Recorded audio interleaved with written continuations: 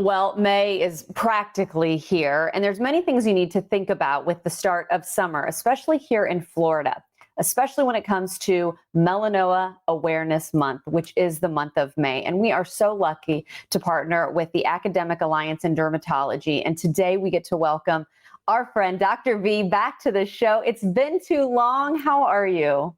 Good morning, Natalie. Glad to be on the show again. Oh, we're excited to see you. And of course, I know this month especially is a passion of yours because spreading awareness when it comes to melanoma is so important, especially here in the Sunshine State. Where do we begin today? What are the keys that you want our viewers to know as we enter this important month and maybe be reminded to get our moles checked? The key is really early detection. And early detection starts really with knowing your family history. You need to understand your background, your genetics. We need to classify your risk based on previous melanomas in the family. And when we talk about the family history, we go as far deep as you can remember, and as far wide as your distant cousin is certainly relevant.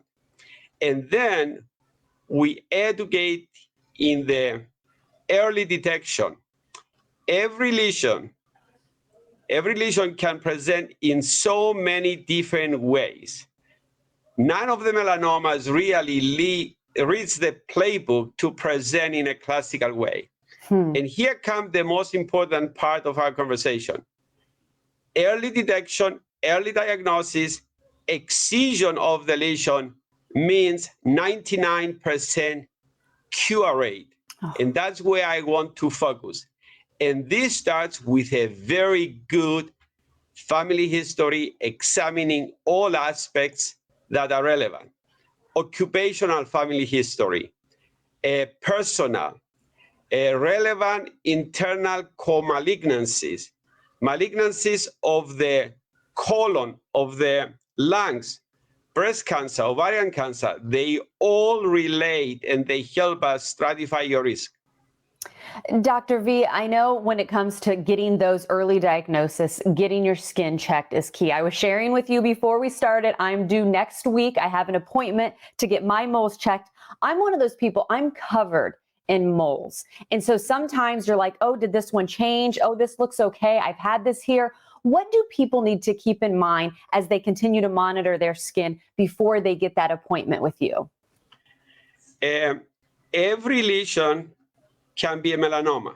I have seen melanomas that they were skin color, red, black, ash gray, purple.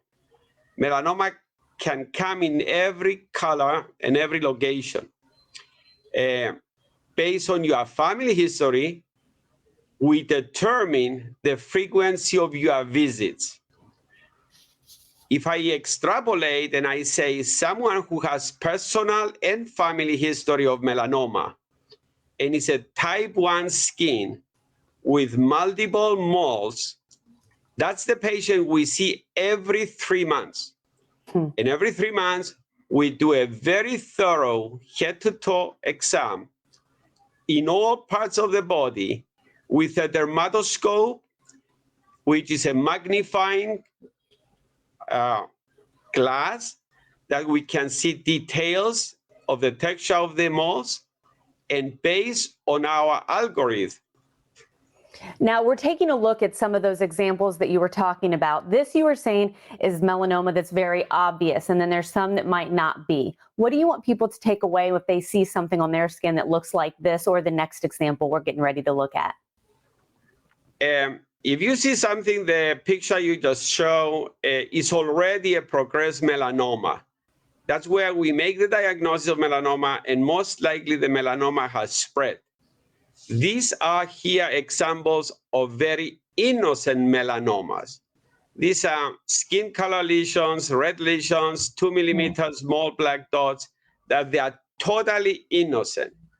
We were able to find these melanomas that they were all invasive melanoma and ready to spread based on a very sophisticated algorithm where we compare anatomic predilection sites for melanoma based on our data that we accumulated over the last 25 years.